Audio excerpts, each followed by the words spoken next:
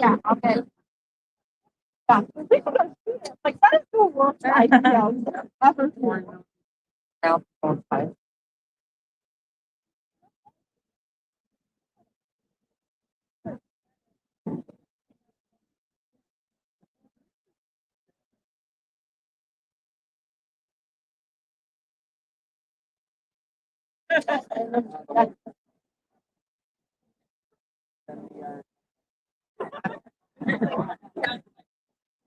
the only bad thing is fun. It's just like a vibe. I am battling for days, man. I think I was a 14-year-old with a check. I was in so much trouble. I was in so much trouble. I can't think about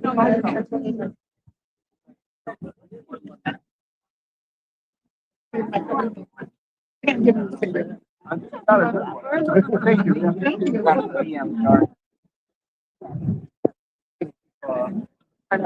Oh.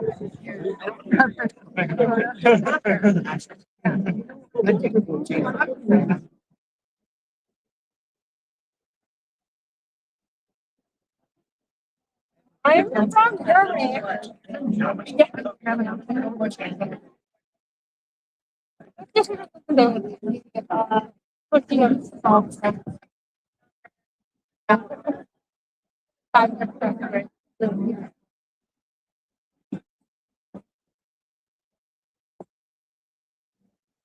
All four of my siblings, we all love her.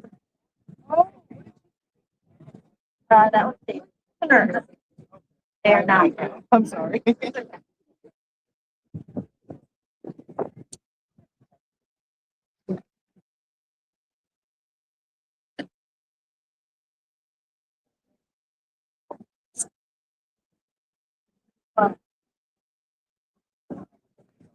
think it's my daughter.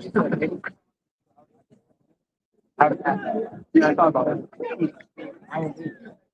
But I'm in the hospital. I get a little worried. Like,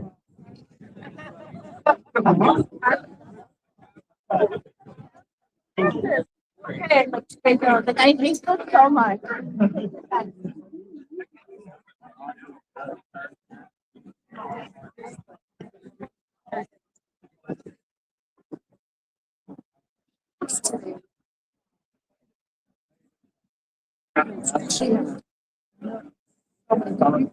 Like, no. Put that out. Helping her with her home. I helped her walk by. You imagine, just help me. I'm like, oh, it's oak time. I was like, nah, you're good. Have fun. You're on your own for that. I passed. Okay. You're trying to get down? No, I just trying to stand. I was like, let me move over. No, I My final paper, I thought. I was gonna like, can I help him? No, I'd probably make it worse. No, no fun with myself. That's all I remember.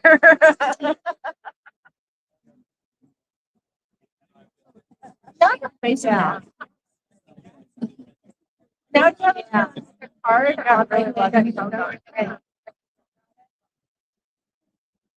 and I'm like my cards everywhere like always made out for me. So I'm like, I got to do math. Yeah, I deal with it.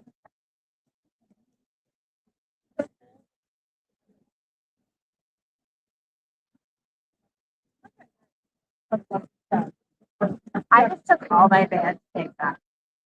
I never got them. I thought about that too.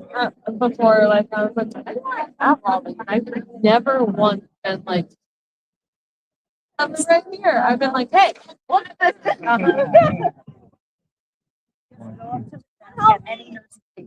Have that information on here.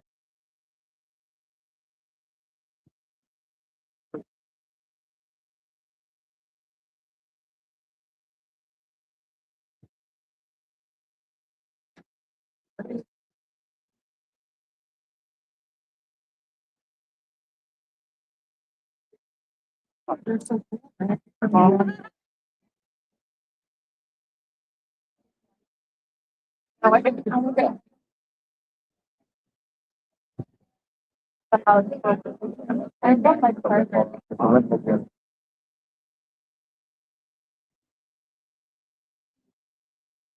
Yeah. Oh, it's good. I'm not sure how long.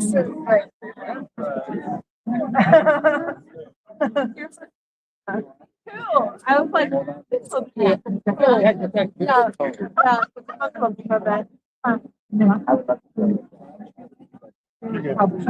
I'm worried about that. I don't know. Jump away. After what I saw, I was just. My significance earlier.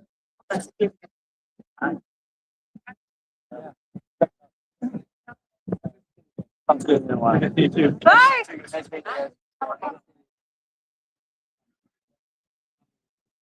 Yes, this is like my way.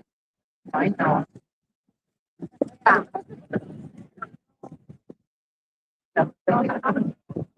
Oh, good. Yeah.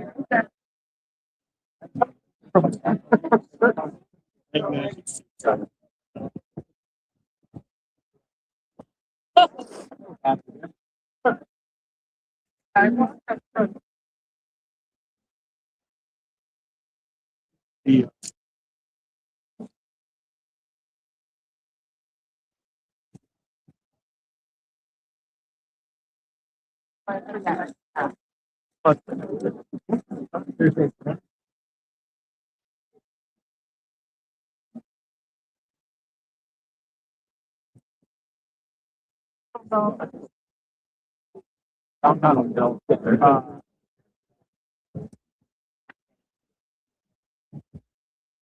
Support for.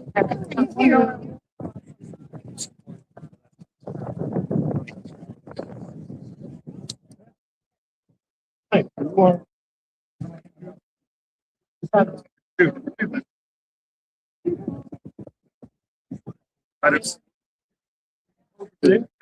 And then they probably got it.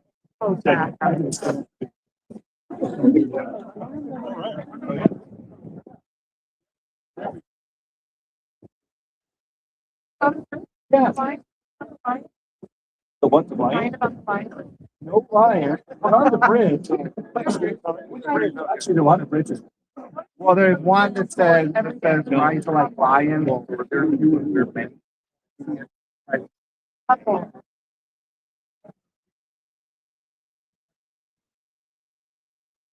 Like Miss Yoda. That every Wednesday. We just did it. I just did it a couple hours ago. Meanwhile, what does it say? Well, we have Over 95. Ah. Put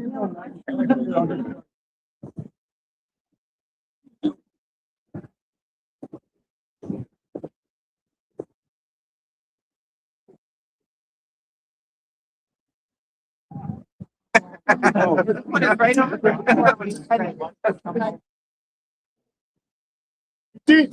I see.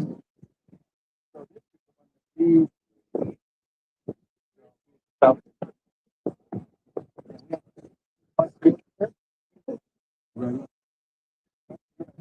I'm taking coming forward, like if you put the gas president, like AFC, we come to Good evening, brothers and sisters. We just want to say to you that I come representing 820,000 federal teachers of the police. I come tonight not to bring shame to our brother, but we come tonight to remember him, Brother Alex Pretti, who was shot down for no reason whatsoever. He was shot down being who he was,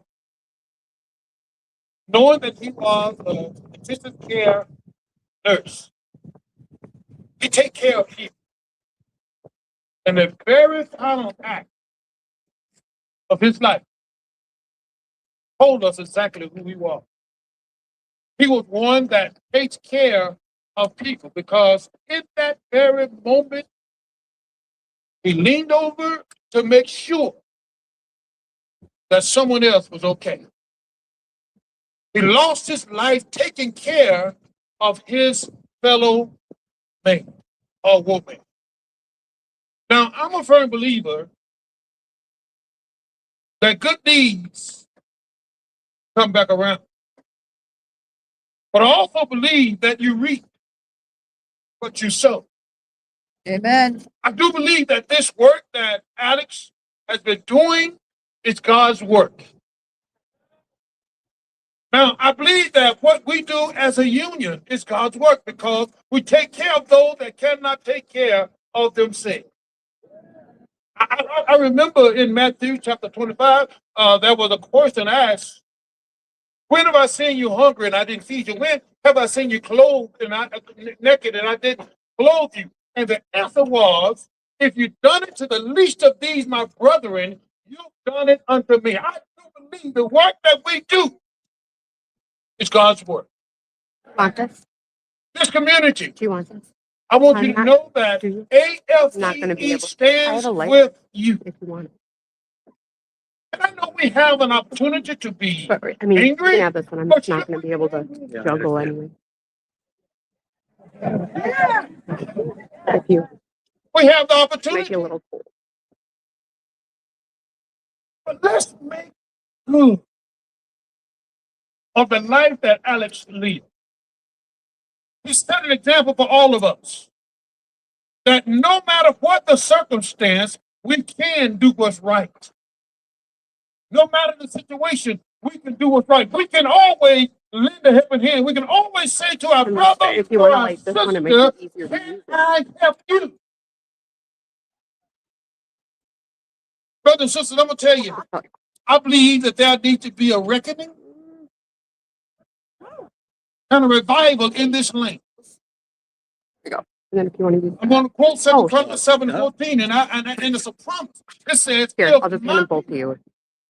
Or which are called by my name, probably not. and these people professing to be believers, yet they can turn their back on people in need. But if my people, which are called by my name, would humble themselves and pray and seek my face and turn from their wicked ways, then will hear from heaven, I will heal the land, forgive their sins. This land needs a healing. This land needs a reckoning. This land, we as a people have the power. I want to tell you that we here in this community can make a change. Are you ready to make a change? Let's make a change. It's time for us to stand up and stand for what's right. Guess what? We don't have to be militant, but we have to be consistent. Consistent in what we believe. Consistent every day, standing up for Alex every day, telling the world that we are not going to back down. We're going to continue until justice has been done. You know, I'm here and I'm hurt. But I thank God for this community that have come together to recognize the services that this brother Alex has rendered to not just this community, but to this country. I'm grateful for his leader, Brother Jacob Roman, who is the president of the local union here, 3639, who has been awesome in making sure that this brother's name does not go out in vain. We need to give a round of applause for this local. And if there's ever been a time for us to stand together, that time is right now. Because the power is right here on these streets. Y'all hear what I said? This is where the power is. The power is not in the wickedness in Washington, D.C. The power is right here. We got the power. We will use. Yep. And we will avenge our brother. Because we will not stand back and allow his life to be lived in vain. A fellow brother, a patriot, a nurse, one that cares, we have to demonstrate our care. Let us not just remember, but let us recommit. Recommit to be that same person that Alex was. One that cares for each other. The life that he lived before all of us. I've heard nothing but great things about the lies, the mistruths on the news. Shame, Let shame, me hear you say that. shame, And let me tell you, it's the failed and flawed policies that is called this. That's why, as the president of the American Federation of Government Employees, I have called for the resignation yes, of norms. I called for the yes. resignation because the policy of law that This ain't no the bootleg hole. No, the bootleg hole. we're not going to stand for it. Will y'all stand with us? Let's get the job done. We have so many that want to speak today, and rightfully so. But I'm not going to take a lot of time. I just want this community to know that I stand with them. I stand with them. And I love it. And God loves it. Oh my God, sorry. We're so fortunate to have with us Amy. the national president of the National VA Council, Ms. M.J. Burke, Yeah. who's been a champion. Who's been a champion. Come on, give a round of applause for her as she comes. Like to be with Thank you. And then I saw her. I'm gonna be really, really quick. Because we really want to hear from these people behind us. That's our primary objective. Thank you for coming, 3669 and 1969. My name is MJ Burke. I'm the president of the National VA Council. And my job is really to coordinate the efforts of 170 VA locals representing who we say is 320,000 of the VA employees. And I think I need to say straight up, I did not know Alex Pretti personally, but I have been contacted by several of our locals who asked me to convey their sentiments, sake of solidarity. They are having vigils along with us tonight at their VA properties. Oh, wow. And as fellow employees, they send the ICU people their warm thoughts in light of this tragedy. What I would like to comment, however, is that about 2 weeks ago, Alex did reach out to leadership to ask about the status of our National VA Union federal litigation. For those who may not know, the case centers around, strangely enough, free speech, separation of powers, and the right of federal employees to their constitutional freedoms without fear of reprisal. Listen, I'm a physical therapist, and I don't know much about constitutional law. But trust me, I've been listening to a lot of podcasts lately. The main thing I want to convey tonight is that I believe simply through his work with our veteran patient population, he deeply understood that freedom is not free. He understood the power behind Frederick Douglass' words. Power concedes nothing without a demand. Woo! You know, Frederick Douglass, the good buddy of Abraham Lincoln. So remember, those who choose, like Alex did, to pay union dues, please know it is not about protecting exclusive right to VA jobs. It's now about protecting shared vision of the role of government in securing our rights, both as federal employees and two, the Constitution of the United States. Alex said, let the world know he was kind. That's what they first contacted us about. Let the world know he is kind. Listen, I've been up here for 3 days. It seems like he was more than that. Not only has a new song by Bruce Springsteen, but he made one hell of a difference. Not only to his coworkers who are going to talk about him, but to the world. Thank you so much for coming here.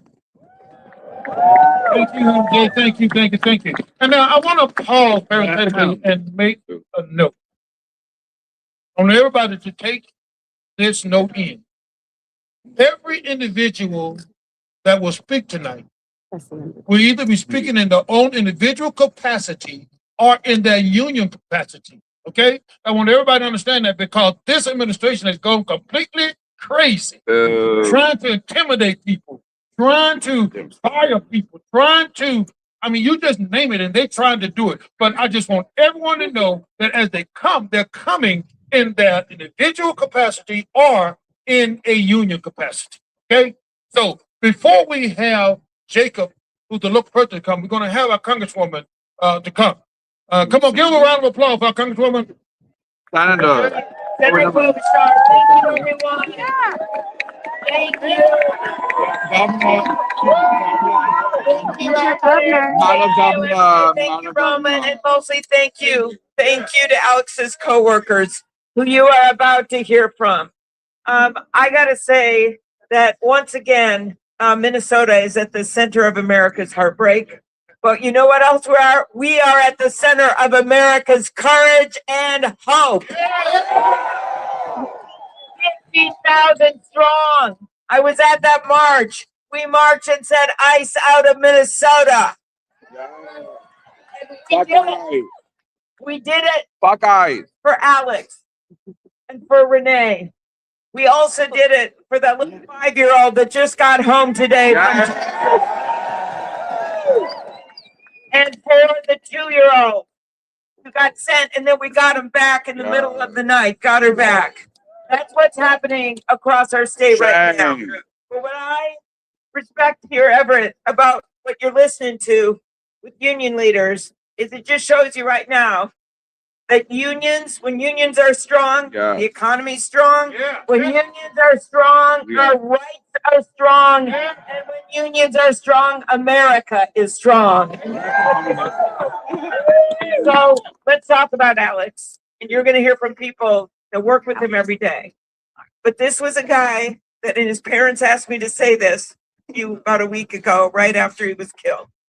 They wanted everyone to know that he was so kind-hearted, and they wanted them to know that the lies told about him, calling him a domestic terrorist, were the most hurtful thing that they could ever imagine be said about their son. Their son was a researcher early on, and he worked on research to help our veterans with Strep C, with doing things when it comes to exposure to toxics.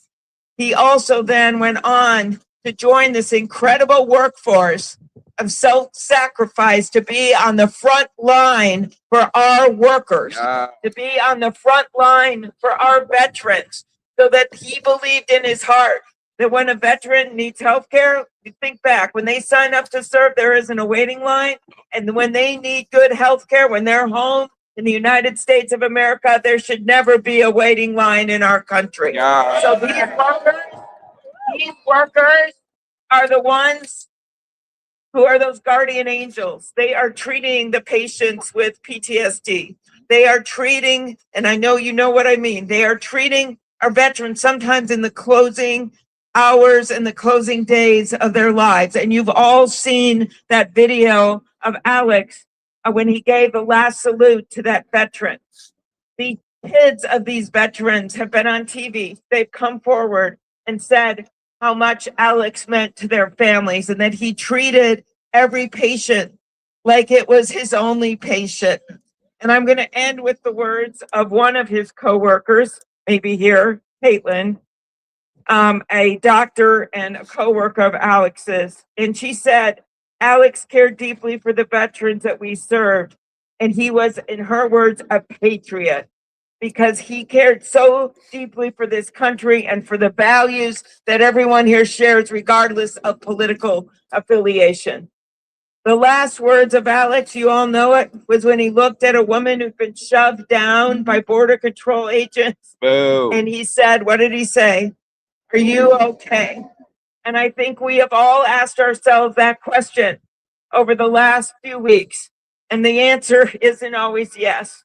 But in Alex's name, in his name, and for what he stood for, we must get to a higher ground. We must continue to take this on. And in his name, we want to be able to say on behalf of our state and our country, when his memory and his vision and that guardian angel asks that question, are you okay? We want to be able to say, proudly for this nation because you stood up? Yes. Okay. Thank you so much. Thank you. All right, thank you so much, Senator Rotroff. We appreciate all the work that you do for all of us. Okay. At this time, I want to introduce the local president of 3669 here in Minneapolis. Jacob Roman. Jacob, who was president of Brother Alex. Okay. Thank you, President Kelly, and thank you everybody for coming. Alex, he was one of our coworkers. He's also a son, a brother, an ICU nurse, and a friend to many. As we gather here tonight, I just want to thank everybody for coming out and remembering Alex and honoring his memory. This light is messing me up. Can't see. I also want to thank President Everett Kelly for being here. National VA Council President MJ Burke, District 8 National Vice President Roar Kotop, our sisters and brothers from Local 1969, our Local 3669 members, and all the speakers and union members who helped put this together. Thank you so much.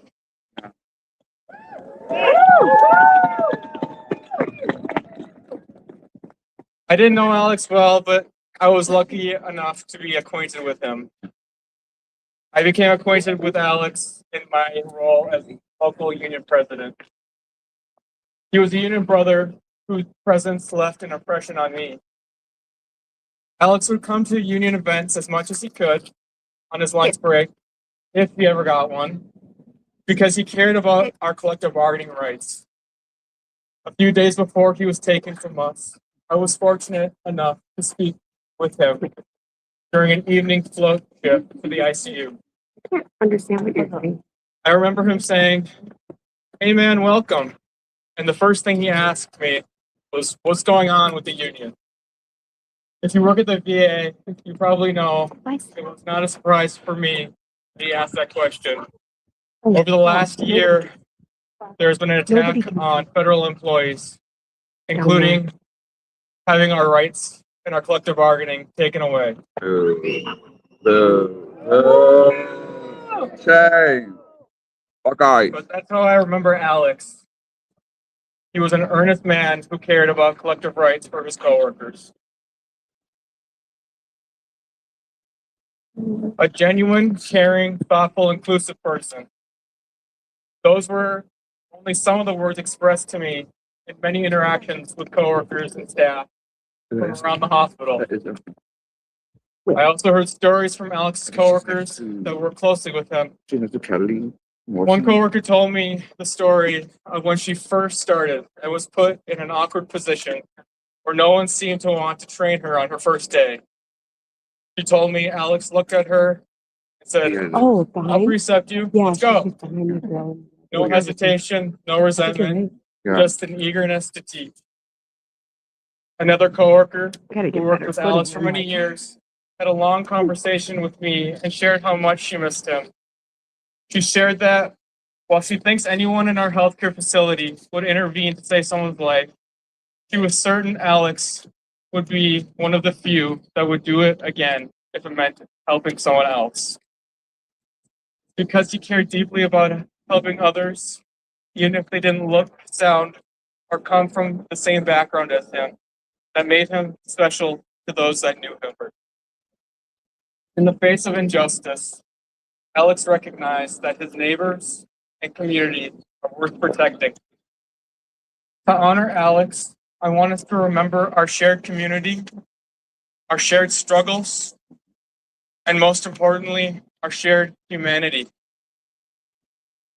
These big moments are going to happen. We cannot change that. It is what we do after that counts. Let's continue Alex's legacy by fighting for and defending our communities and for each other. Thank you. Love it, Ohio. All Right. Love you, Congresswoman Ilhan. Let's continue to pray. Love you. a bit for Come on, coworkers thank you. there Maybe at the she's VA waiting Medical Center. until it takes her. At this time, we are so I don't know. fortunate to have a Congresswoman here, former Kelly Morrison. At this time, she's going to come and share some words with us. Thank you. Maybe? Oh, no, right there. I think. Oh, yeah. But Good evening, everyone. So honored to join you all tonight. It's a solemn and a sacred night to gather together here and remember Alex Pretti, to mourn his loss and to honor his incredible legacy. To everyone who worked beside Alex, who became a better nurse or doctor, learned from his mentorship, we're missing his calm presence amidst the challenges of the ICU, who are feeling the unspeakable grief of losing their beloved son, brother, co-worker, friend, and neighbor. I want you to know that my heart is with you. We are all reeling from the pain of the injustice of this senseless killing of one of our neighbors. You know, I did part of my medical training at a VA hospital, as more than 70% of American doctors do. Yeah. So I know firsthand that no one works harder or cares more than nurses. And y'all treat most of the doctors pretty much all they know too. You know what I'm talking about. But VA nurses are particularly special. They are the backbone of the entire operation. They are fearless and they are compassionate and they care deeply. And that's what sounds like, and I didn't have the honor, but that sounds exactly who Alex was. Someone who dedicated his life and his career to being a caregiver, who answered the sacred call to serve our veterans, who is devoted to helping people heal. He was the best of us. And I believe that Alex will go down in history as a true American hero. Through his courage, his passionate commitment to caring for others, and until his literal last breath, always trying to do whatever he can to help and protect others. Alex's valiant efforts helped expose to our country and to the world what was happening here in Minnesota. Sorry, guys. The I'm gonna atrocities, raise up my the camera so cruelty, that the brutality, this light doesn't the mess with it as lawlessness, much. the constitutional and civil rights violations. And Alex is part of a huge network of Minnesotans stepping up to care for and protect their neighbors. That's right. Yeah, Minnesota. In the face of unfathomable cruelty and indefensible lawlessness, Minnesotans are doing what we always do best. We're stepping up to protect our neighbors. We're speaking out for justice and equality. And we're standing up to tyranny with strength, dignity, and love. This administration is trying to break us down every single day with their cruelty. They are showing the world what it looks like to courageously and peacefully resist, stand firm in our values, and never give up our kindness, our generosity, and our compassion for our neighbors. Exactly as Alex did. Yeah. You know, Alex's sister said that he was one of those people who could light up every room that he walked into. His final nursing student reflected that too and said he carried patience, compassion, and calm as a steady light within him. And I believe that Alex will continue to light the way for us now. And we must honor his life by choosing courage, taking care of one another, and carrying his light to create a kinder, stronger, more just, and more compassionate country. We will continue to fight for justice for Alex, to restore peace and dignity to our state, to get these lawless, reckless, lethal federal agents off That's the shooter. That's the shooter. and our human decency, and I believe that we will prevail. Ambassador. Thank you. Give it up for our Congresswoman. Right. Now we have one of our co-workers of Alex here with us, Faith Roman. Faith, would you come, please? Yeah. Thank you for having this event. We need to get this story out, and so we're so grateful to have an audience for that. I am a colleague of Alex, and I just happened to have access to his file, which happened to indicate that he actually interviewed for an ICU position on February 1st, 2023, 3 years ago today. And he actually was able to start in the ICU 3 months later, which is a miracle because it doesn't happen that way fast now. But taking a look at his resume and getting to know how he got to nursing, he started with a Bachelor of Biology, Science, and Environment from the University of Minnesota. Oh, yeah. And he did a lot of lab science and researching, and then which connected him with a lot of great physician researchers throughout the VA. And then he indicated that the question was, so why nursing? And he indicated that there were some barriers like, setting up labs and barriers to grants and things like that. And so then he looked at nursing as the next best option. And so he went to get his associate degree at MCTC. And you know what? His very first RN job at the VA was COVID-19 clinic. That was March of 2021. And that was his first job. And then from there, he went to 3L, which is a medicine unit, and spent that time until he came to the ICU in May of 2023.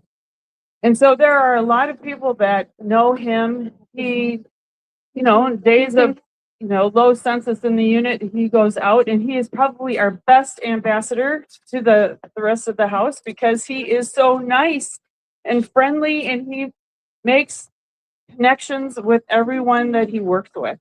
I can't say that for all of for the rest of the staff, but he makes us look good. And I can't really speak to necessarily the intimate conversations that happen during the shift. There are other great people that can do that. But I can tell you that there are a lot of people that have sent wonderful messages of the connections he's made with patients, with family members, with other staff doing procedures in the unit that have taken a long time, to do, and his calm, compassion, presence, ability to do what needs to be done made a huge difference and certainly got their attention. So this has just been a horrible week. This past week, and we've grieved a lot. And and I challenged myself to move on from grieving, but there have been wonderful opportunities to participate in different events. And I just saw me earlier today at the Orchestra Hall, and I do think that his legacy makes me want to go forward. And that forward is I tell you, anybody I meet, instead of asking them, how are you doing? Because I hate that question right now. I am going to say, are you okay? Are you okay? That's my like. All right, thank you. Okay, our next speaker is the People's AD. All right. I don't know if you all know, my organization has really been under attack by this administration. And when this gentleman, this Attorney General, read about it, thought about it, he was one of the first person to call me and said, Everett, we got your back here in Minnesota. And he didn't just say it, he made it become true because they filed lawsuits on our behalf, and guess what? They won too. Right. We have to continue to fight with this right. So, Attorney General, Keith Edison. Thank you. Thank you, Reverend President Kelly. As your vote, I want everyone to know that our dear beloved sister Tina Smith is under the weather tonight because there's nowhere else she would rather be than right here with you. But she's feeling a little ill. But send her a little love. But the scripture says there's no greater love than this. He who lays his or her life down for his friends. No greater love than this. He who lays his life down for his friends. And for a nurse, giving your all, giving your life is just a daily routine. Giving all that you have to help others be better is what nurses do every day. But Alex Pretti, not only did he give his life to the health of all, and everyone was his friend. Pretty solid At a one. critical moment, this woman No, it's fine. I know it's to the reflex. ground. I'm good. He I'm gave his planted life well. I don't think he got up in the morning thinking that this was his last day. But he didn't lead his life in a way where he was constantly scared of his own welfare. He was more concerned about how he could help other people. He was more concerned about what can I do to help you. Not what I'm worried about what's going to happen to me. I'm worried about what's going to happen to you. And so when he saw that lady thrown to the ground, he could only do what he's always done. He could only do what he has always done. Try to help. And for that sacrificial act, he was shot down and killed. We all know, saw it. But I just want you to know, to remember that when Alex was taken out of this realm of existence, it was an act of love. It was love that motivated him. It was love that made him jump to help to that woman. It was love that made him get up and go to that hospital every single day. He was animated by love, and we must be animated by love. And some of us need to just remember that this fight that we're in with our own federal government, which we pay taxes to, this fight that we're in is not going to be over short. And it's going to take all of us. It's going to take marching. It's going to take praying. It's going to take voting. It's going to take suing. It's going to take writing songs. It's going to take a lot of things. But it's also going to take persistence, loved one. Right. And I just want to leave you with a quick story that I think Alex could appreciate, and I know you can, Mr. President, Mr. Reverend. You all know the great Martin Luther King lost his life on April 4th, 1968. He was supporting striking sanitation workers. You should know that he was there to support striking sanitation workers who had been on strike and had been so ruthlessly treated by the segregationist leadership in Memphis that the workers had to carry a sign declaring, "I am a man." And that's how ruthlessly their manhood was denied to them. Their humanity was denied to them.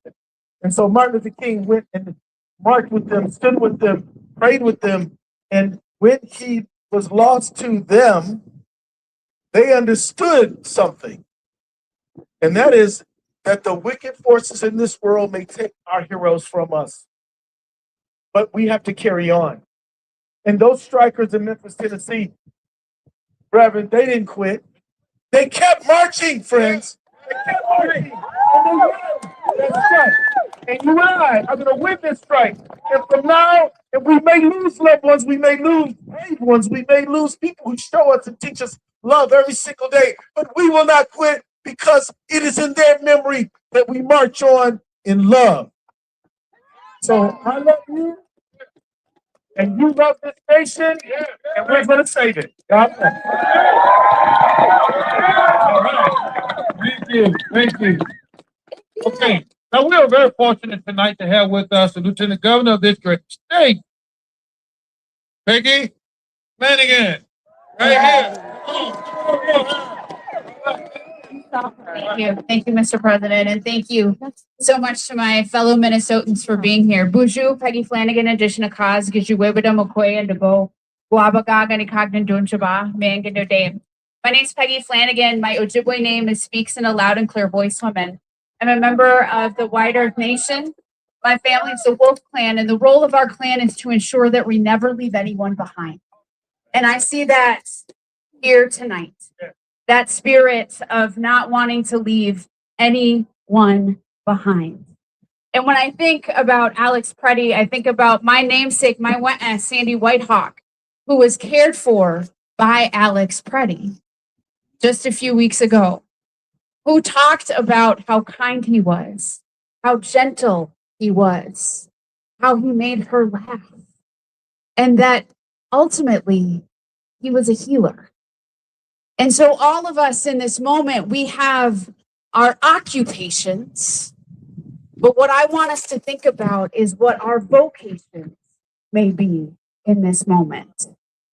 Because for Alex, as a healer, he did that everywhere he went. When he was on his shift, when he was in the streets, when he was looking out for our sister and he said, "Are you okay?" That his vocation was on full display. And so as Minnesotans in this moment, when people have underestimated us, they do not know that our vocation every day as we live and we breathe is to care for each other, to stand up for our neighbor, to be unwavering in our love for our fellow man or woman or person in this time. And so I know that you are tired. I know that you are exhausted. And I will say what Alex has taught us is that this isn't a sprint and it's not even a marathon. That's right. This is a relay, friends. And so that we do the work until we cannot do it. And then we pick it up and we continue to do the work for each other. So please take care of yourselves and take care of your spirits. And know that what the federal government, what the Trump administration has laid upon our doorstep, long after ICE and CPB is out of our streets, there will be need for restoration and for healing.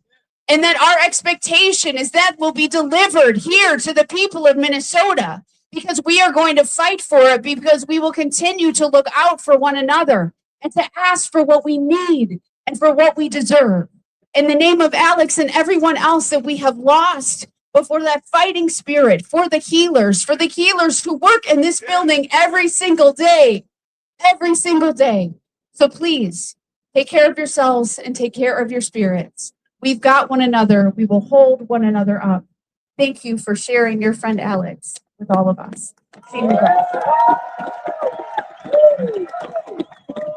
Okay.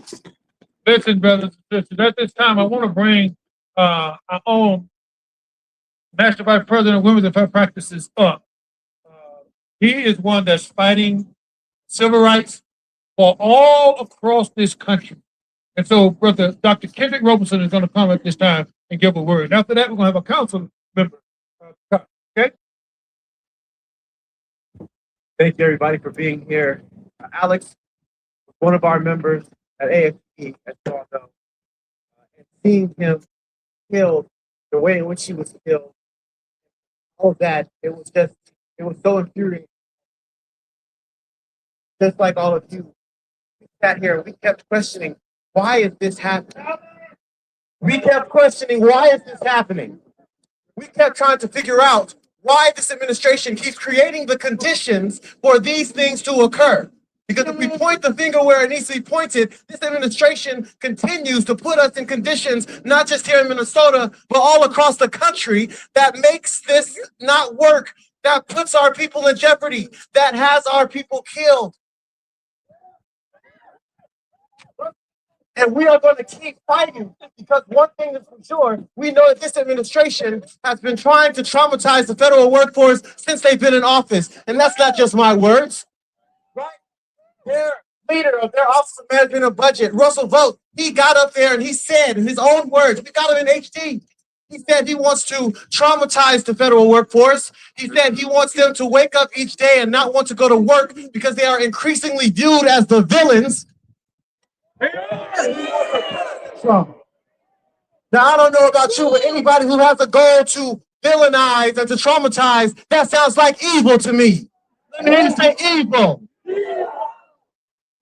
And so, one of the things that we have to remember is that even though Alex was killed, we're not going to replace him with just one of us.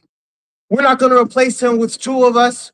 We'll never replace Alex, but we're going to fill in these spots. We're going to do this relay, like they said earlier. It won't be just one of us. It won't be just two of us. It won't be just 10 of us. It won't be just 100. It won't be just 1,000. It won't just be 100,000. There will be millions of us that will come up and show up everywhere, every day to make sure we stand up and we are not going to give up. We are going to keep working and keep fighting until we can see justice for everyone in this country.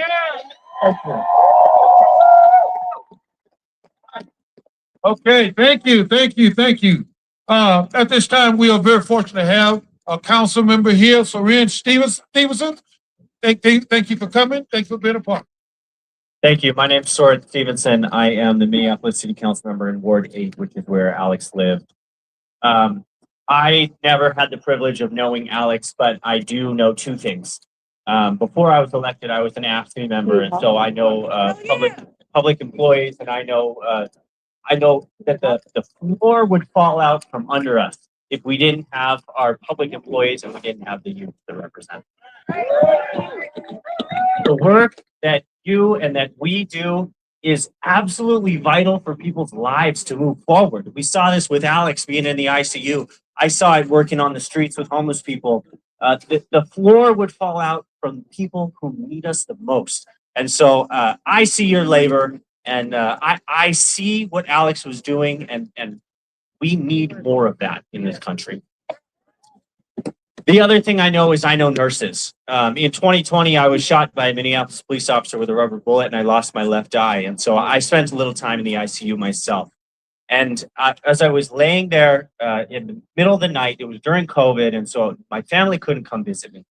As I was laying there, it was a male nurse who washed my body down and who comforted me. And I said, can I please hold your hand? And he reached out and we just held hands with him because that's what I needed.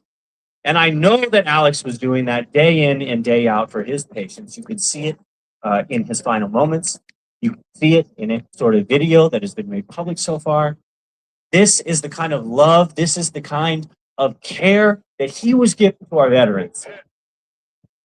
And it feels like we simply cannot go on without him. It does feel that way. And in a certain way, we did lose. We lost something so precious. And so the tapestry that Alex was a part of, it is torn. But we have a chance now to repair that tapestry with something a little different, but something still beautiful, but imbued with pain. And that's us stepping forward and saying the love that Alex brought forward, the care that Alex brought forward, I can do one step of it. I can't do all of it. We can't make up for him entirely. But each one of us, we can take one more step, one more thing, whether it's joining one more observing shift, or whether it's loving a little deeper our patients in the VA. We can do one more thing. And together, if we get hundreds of us to take one more step of love, one more step of care, we won't replace this world that Alex made so great, but we'll still have a loving and beautiful tapestry between all of us that is going to get us through this time, and that is going to ultimately make us win against these fucking fascists. And it's that love that's going to get us through, and it's that love that is going to have us caring for each other long after they're gone. So thank you for having me, and keep up the good work. Okay, we are very fortunate again. We want to go back to one of our co-workers, Angela Arella. Angela? I'm going to try to talk loud. I really quiet person. Not really. This was my friend. This was my coworker. Louder! Oh, I'm sorry. Alex was my friend. Alex was my coworker. We worked a lot of long night shifts together. Alex was really passionate about human rights, and he lived that and talked that. We had lots of conversations about what Alex felt about things. He showed up for his coworkers. We work in an environment that can be hard. We take care of some of the sickest people, and we do that because we want to. We want to take care of those people, and Alex showed up for those people. I was shocked to see my face with Alex in that video on the internet. I'm thankful that we have that moment captured. We don't always know the impact we're having on people when we go and do, our daily job and our daily career and our thing that we care about. But I'm telling you that the amount of people that have reached out to me personally and to my friends and family, people care. And it's so nice that you have said that. I didn't know how we were going to get through this week. It's been devastating, horrifying, terrible, all the things that you can imagine. And yet we're still taking care of the sick people. But you know what happened? Everyone showed up for us.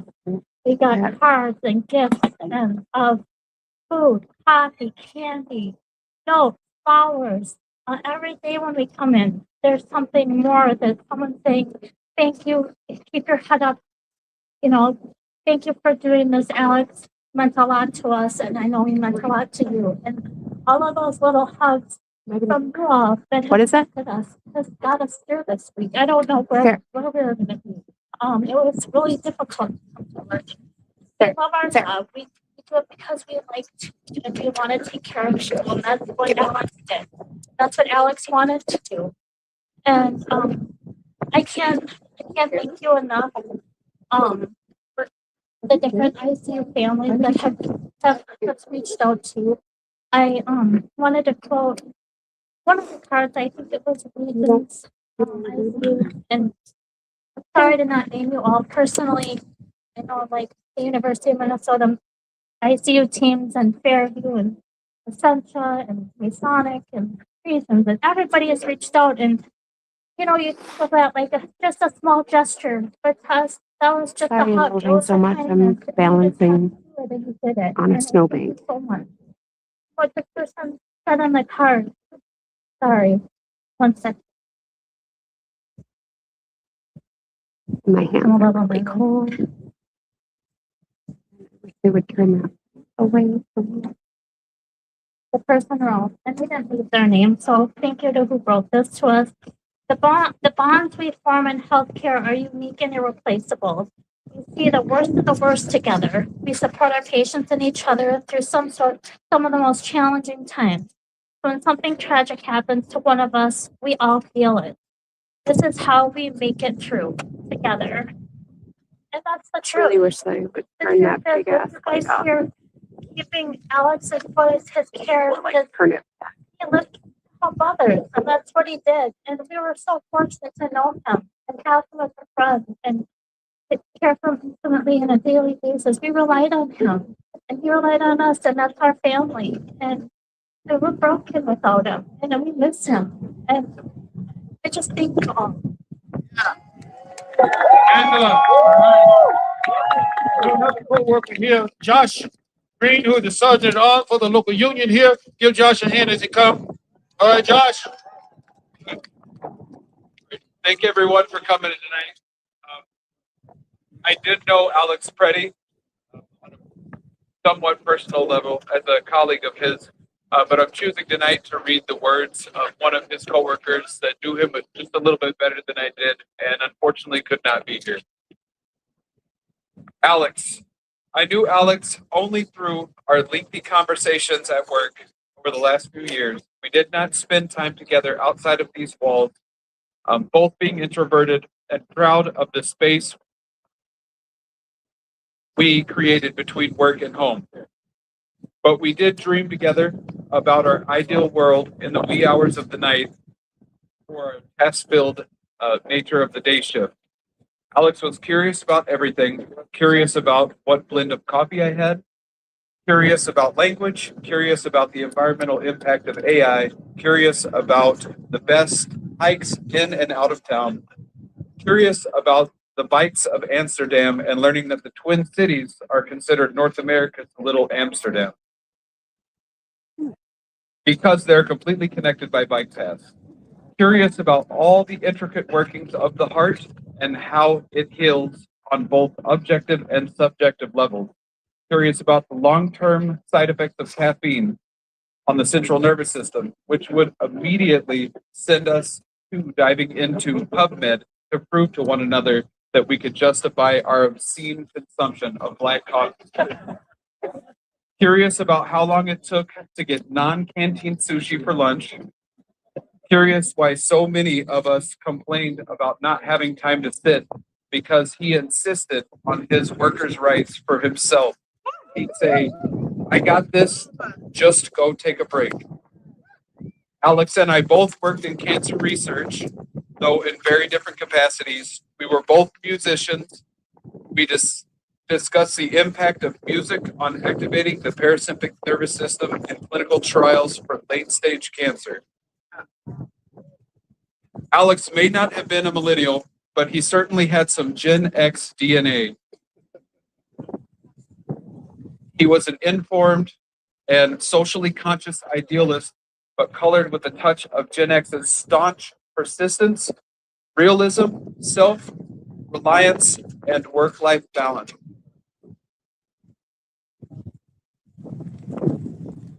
As an ICU nurse, there are so many micro moments that slow time to a standstill and frame a shift.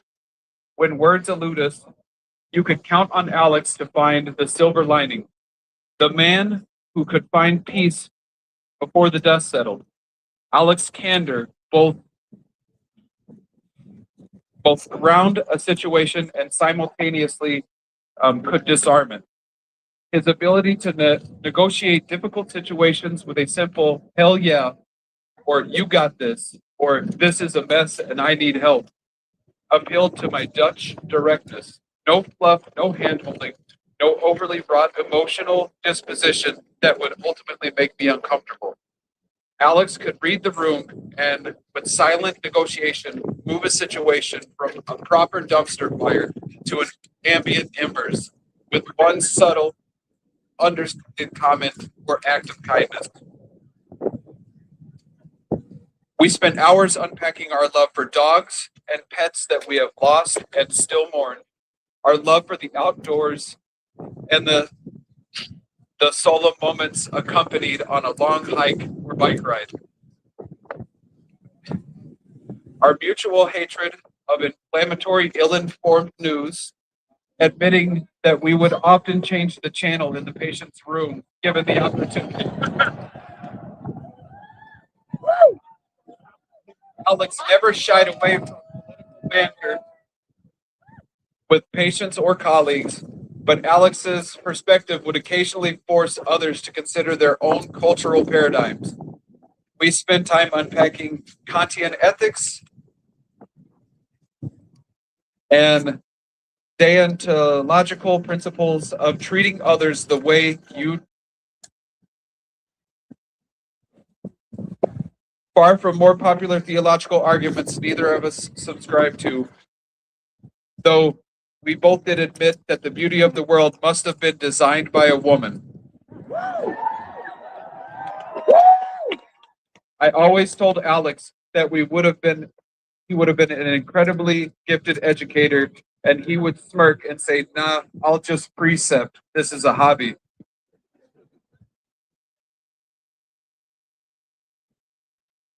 Alex didn't research the unknown to be smarter than those around him, or to change people's minds or hearts. His intellectual curiosity was an intrinsic part of who he was, anchored in his DNA. Alex spent time researching and learning about where to find the world's most beautiful autumn foliage, tumor plasticity, and the environmental impact of cancerous cells, both holding equal importance in his world. Alex was genuinely my intellectual touchstone at work, and I looked forward to our unexpected conversation.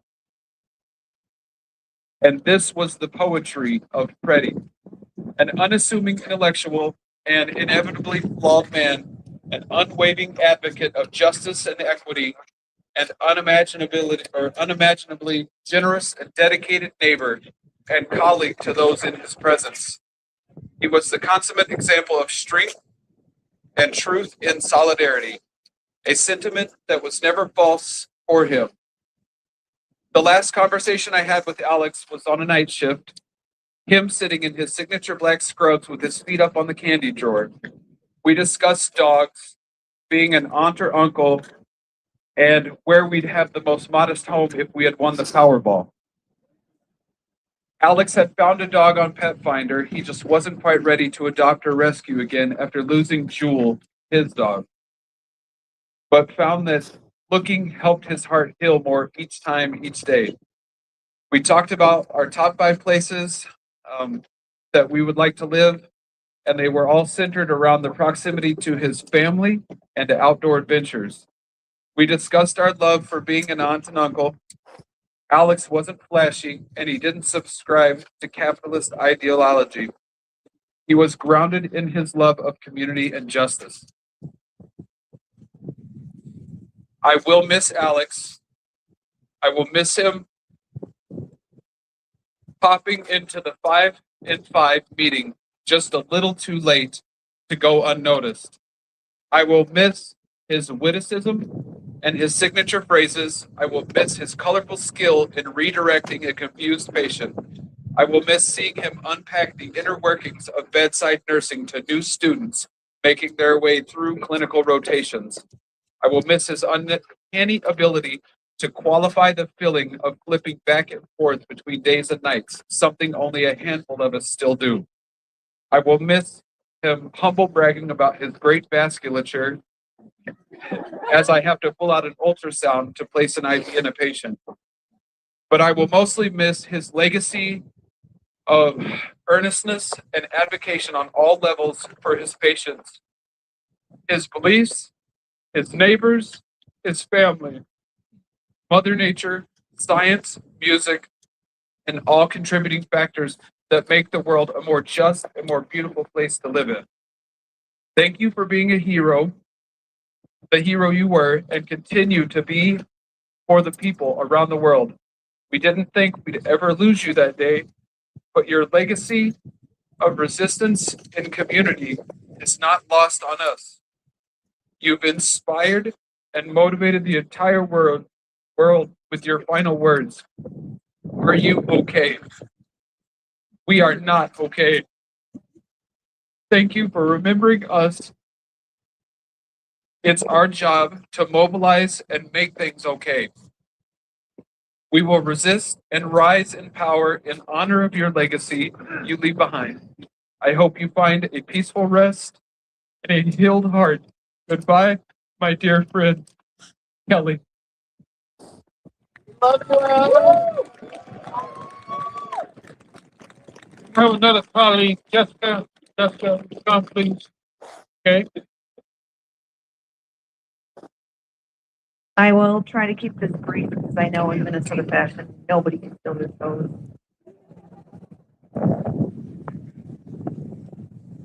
So hello, my name is Jessica Hauser. I hold the distinct honor of being Alex's final nursing assistant.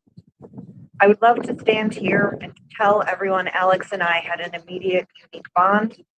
Maybe we did, but my gut is just telling me he just had a way of making everyone feel lucky enough to make them feel special and be his friend. Alex taught me that nursing is more than the skills and knowledge we carry into a room. It is the presence we bring with us once we enter it. He told me the ICU is a no panic zone. Panic is rarely helpful, especially in medicine. He said, if something feels overwhelming, just pause, breathe, calm yourself. You will find that clarity waits just beyond that first rush of fear. Give yourself the space to respond instead of react. He told me nurses bring steadiness in moments of fear and uncertainty. Long after your shift ends, patients will remember how you made them feel. We saw his presence shine in his final moments, helping a woman from the ground, his arm around another. It is felt most deeply in the voices of the patients who have come forward, sharing stories of his compassion and those gentle, meaningful connections he created through the simplest acts of his care. He would be so proud to see us following his guidance in the wake of his death. The way communities have come together to grieve in a steady, calm, joy-filled, supportive way. How we stood up for peace and justice with focus and strength, just as he always did. Alex always was cheering me on. He knew even before I did when I was ready to learn something new. He would smile, his head half cocked, and say, "Jessica, you're up." My final shift before graduating, I asked him, "How will I remember all of this without you there helping me? Can I shrink you somehow and take you with me?" He laughed, as he often did, and told me he has given me all his best advice. I was ready, but I could always call him. He would be there. Alex, you may not be here in person, but your presence is felt. Thank you for understanding and believing in me when I didn't believe in myself. I don't know if you can hear us, but we understand now it is our turn to carry on your service. Thank you for the impact you had, not just on my life, but on the lives of countless others. Your name has been spoken all over the world, from Minnesota to the halls of Congress, as a shining example of sacrifice and service. I know you can smile at that. Others have learned what those of us who knew you already knew. You are a good friend, a good neighbor, and a good nurse. Your light will be our beacon as we continue your tour of justice and healing. Thank you.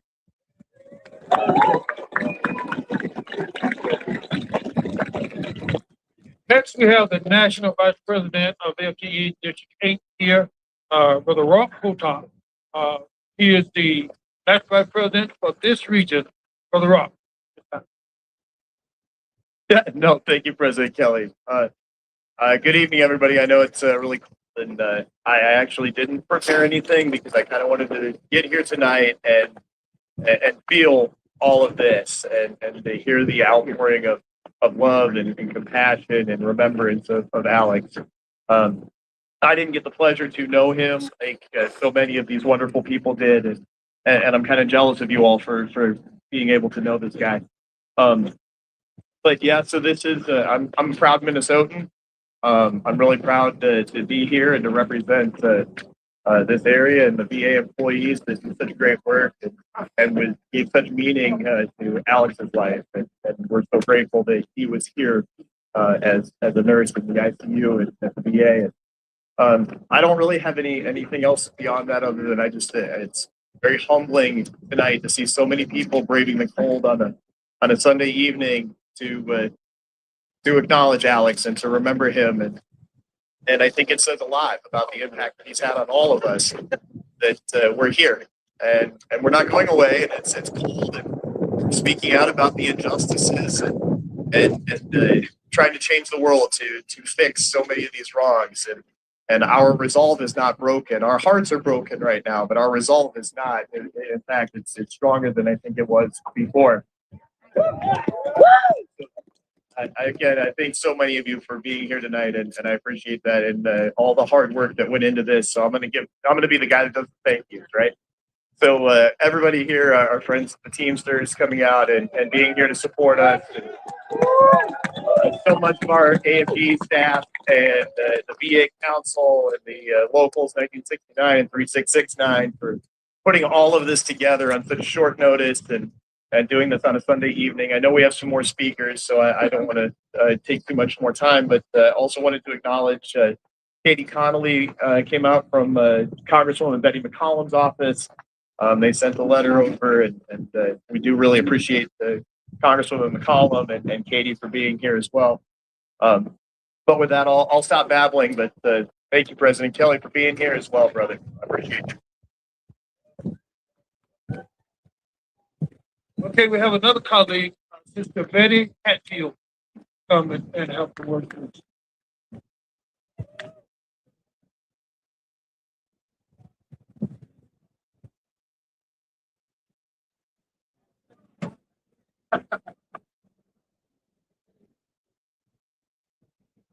I've gone over these words 100 times, and they still don't feel like enough. Because how do you sum up a person who gave so much of himself, not just at work, but in every part of his life? My last memory of Alex is from his very last shift, the day before we lost him. It was shift change, and one of our patients had just come back from surgery. Things were busy, but he gave me a report like he always did. Calm, thorough, never rushed. I told him, I'm good. We've got everything. A little while later, after his shift had already ended, after he could have gone home, he came back to me while I was still settling that patient.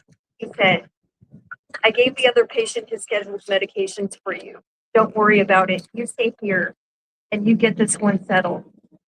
He stayed late, not because he had to, not for recognition, but because that's who he was. His priority was his patients, his coworkers, and the veterans we cared for. It was never about him. It was always about taking care of someone else. That's what Alex did every single day. He gave his time, he gave his energy, he gave his heart to others, and ultimately, he gave his life.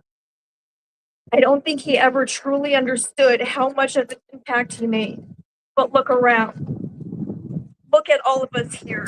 Look at the lives he touched. Patients, coworkers, friends, family. People who felt seen and protected because of the kind of person he was. He believed in standing up for people, believed in helping those who were overlooked, pushed aside, or treated unfairly. And he lived that belief passionately and consistently in the way he cared for others every single day. I will always remember him walking back to help me, even when he didn't have to. That small moment says everything about who he was. We will miss him. I will miss giving and receiving reward with him. I will miss his positive attitude that always started and ended my shift on a better note. Alex made a difference, a real one, and as long as we keep telling the truth about who he was, kind, brave, and endlessly giving, he will always be remembered. I think it's He will never be forgotten.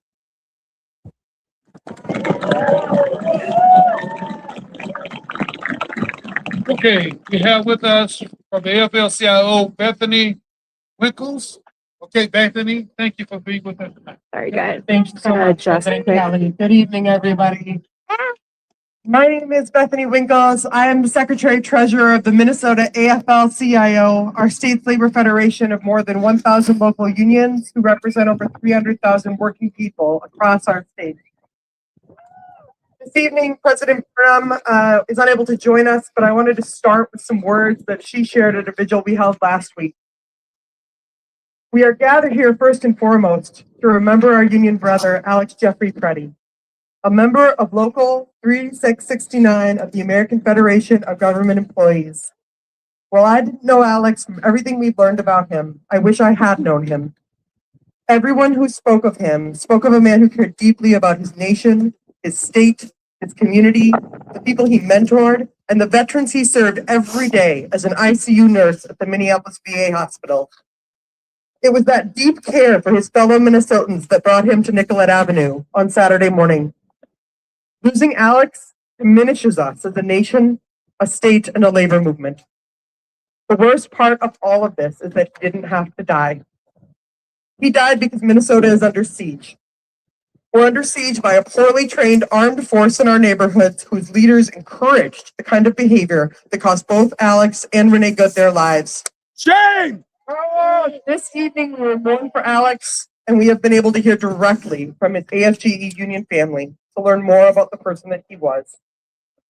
But we will also do what we hope Alex would have wanted us to do, by taking our grief and translating it into action. And with that, I want to lift up three things. that I think are important for us as we commit not just to justice for today, but into the future and for the protection of our constitutional democracy and the rights that we are all fighting for and Alex died for. First of all, ICE out now. The harm, the violence, the pain, the cruelty needs to stop. None of this could have been prevented by any cooperation. The only thing that could have prevented the violence is if the perpetrators had put down their weapons, put down their arms, stopped breaking windows, stopped terrorizing families, and the people that are to blame for that violence are exactly who we know they are. That is why, in addition to getting ICE out immediately, we have to ensure that they don't take this horror show into any other jurisdiction or any other community. We will not allow for Minnesota to be the proving ground for these horrific tactics to be taken across our nation. They invaded a winter people in winter, and we will not surrender. We need to make sure that in this window of time, when we have the federal government paying attention and Republicans finally starting to acknowledge the truth of the cruelty and harm that this administration has wrought, that they are unable to move forward any more propaganda that allows status quo and practices as usual. We need to, as Tino Smith said in her op-ed in the New York Times, tear ICE down to the studs. We are done with having a cruel, unaccountable administration use this secret police to enforce immigration laws that in and of themselves need deep reform. Finally, and most importantly tonight, as we talk about Alex and remember him, we need to fight for justice. We need to fight to rebuild. We need to fight for truth and reconciliation so that the people who died here, the people who were harmed here, cannot be turned into one more piece of the propaganda wheel that said that January 6th was a peaceful protest. We know the truth. And we need to make sure that there is only one truth in this country about what happened here in Minneapolis, here in Minnesota, and that we are not going to allow for our brother Alex to be dragged through the mud by Noam, Miller, or anyone else who dares to put his name in their dirty mouths. We are here together now. We need to commit to staying together as we fight for all of those lanes. This country does not have a history of acknowledging its harm. We know that what was done to the treaties of the Native Americans, what was done to enslaved Africans, what was done to Native school children in schoolrooms and boarding schools, none of this has been fully accounted for. We need to look at Canada. We need to look at Germany. We need to make space for the idea that victims cannot be re-victimized by being doubted about the horrors that they were put through by our government. So commit with me tonight to stand up with Alex, for all of us, and ensure that we are fighting for the country that we deserve. Thank you. All right. Okay. We are very fortunate to have with us one of our vice presidents of the NJC, Ms. Barbara Casanova. Barbara. Good evening, everybody. I'm Barbara Casanova. I'm from Little Rock, Arkansas. So y'all be easy on my delicate self. Not used to this weather. I'm really humbled to be here with the true heroes behind Alex. It's this ICU group. MJ and I, our president, we had the pleasure of spending time with that group. Not one person in that ICU spoke any evil. But what was really horrendous is shame on VA. They have not been given a proper chance to grieve, to contact Alex's family and say, we loved your son. We loved Alex. What kind of violation of that is that? That is shame on the VA. And thank you for these coworkers who come out here and spoke up for their coworker, for doing a kind deed. And one thing that is, we are living history, brothers and sisters. And Trump is living proof that more is not better. Only better is better. And Minnesota is better. These people here is better. And I challenge the way that you can stand up. We have been hit hard in the federal government, particularly VA. Minneapolis has always been a shining beacon within all of our locals. They've been hit hard. All of us have been hit hard. Our membership is down. If you want to stand up, if you don't belong to a union and you can, go join it, especially in the federal government. Stand together. Thank you, brothers and sisters. Okay, thank you. First of all, let me just say to all of you that have taken time out of your busy schedules to be here tonight, I want to say thank you. Thank you for standing for this call. Just at the last moment, the NVAC decided that we would do some of these events nationwide. And we have several events going on even as we speak right now. All over this country, people are recognizing Alex Pretti. They're recognizing, they're understanding who he was and not who people say he was. Because we know who he was. His life is a living example of who he was. And we're going to continue to live his legacy. And we're going to do that not just by talking, but we're going to do it by doing. Because we're going to do something about what's happened in this state. Are y'all with me? You see, this is the thing about it. This is the thing about it. As I said earlier, you know, the power is right here. We, the people, we have the power. Let me hear you say it. We, the people, we have the power. And we're going to make change. We don't care who get in our way. We're going to continue to fight. We're going to continue to stand up until change has come. I'm with you. I stand with you. I stand with the governor of this state. I stand with the citizens of this city. I stand with every federal worker and the VA. I stand with you. We just need all of us to stand together. Can we stand together? What about our brothers over there in the team? Can we stand together? Let's do this. Let's do this. Let's do this. We're in it together and we're in it to win it. Let's go and let's have a word of silence right now because, you know, everybody believes in a higher being. You might not believe in the one that I believe in, but whoever it is at this moment, let's pray to that being. Let's have a moment of silence as we thank God for the life and the legacy that Alex leaves behind. Let us thank God for allowing him to be that sacrificial lamb that was slain. But let us stand in unity, stand in solidarity, believing that the change will come. Just about.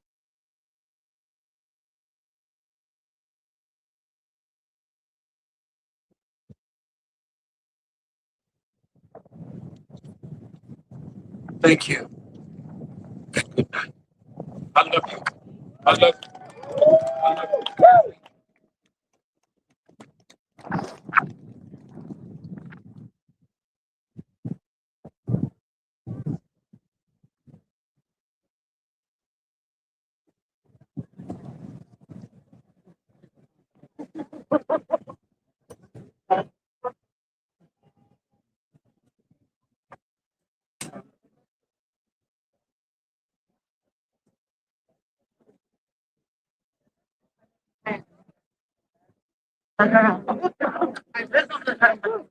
Ouch. Sorry, I was moving so much. Literally standing on the snowbank the whole time and getting sore, trying to adjust without falling down the hill. Still trying to adjust without falling down the hill.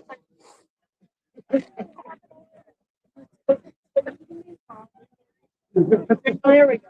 That's the other guy. That's the other guy.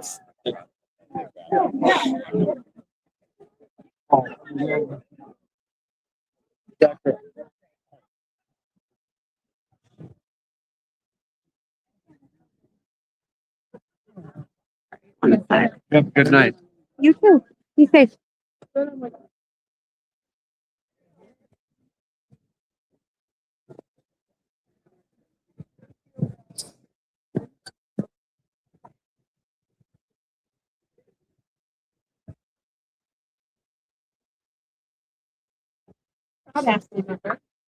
And so I was on the call with Bernie when she read what the AFL-CIO secretary read. Oh yeah, I was there when she was speaking. Oh, wow. Last week. And then the president of the local. Yeah. Dave, I'm trying to see. Yeah, oh, I just put it. Where do you live? Oh, Ohio? Oh, yeah. Okay. Oh, okay, yeah. I'm not.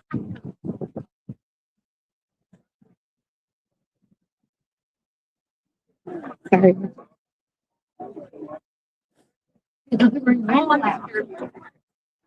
So I work mainly with adults. I think he's up there. Let's say hi. I'll go get in the middle of this chat and okay. Kidding. I won't do that. That would be, I'm good at being obnoxious, but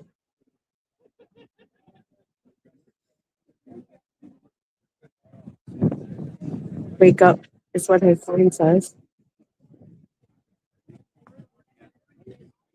Right.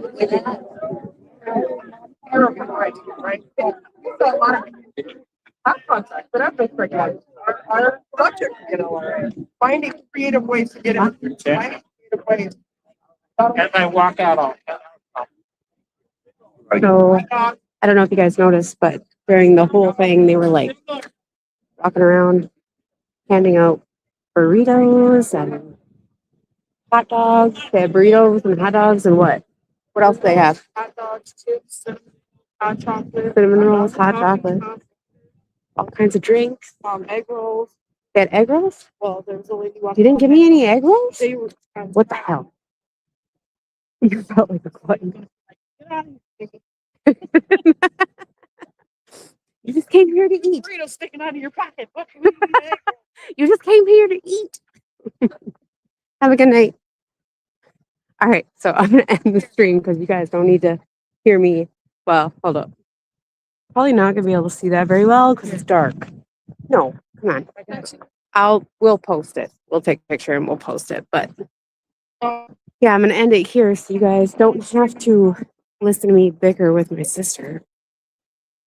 She was waiting the whole time to argue with me about it.